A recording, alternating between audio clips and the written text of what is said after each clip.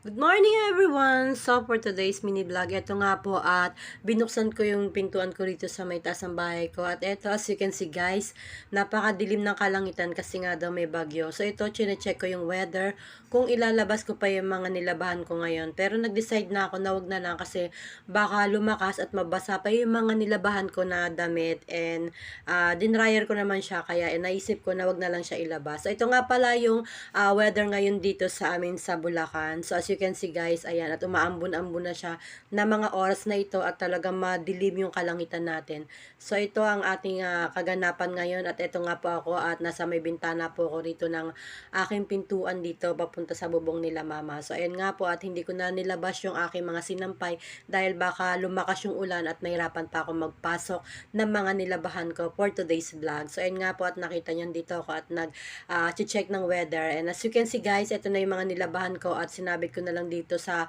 bubong ng bahay ko dahil na dryer naman yan. Medyo marami yan guys kaya medyo nakakapagod to mga araw na to. Pero okay lang kasi after this, pwede na ulit ako matulog magpahinga. And thank you for watching guys and have a blessed Sunday everyone. And please don't forget to subscribe and follow me for more. Bye bye!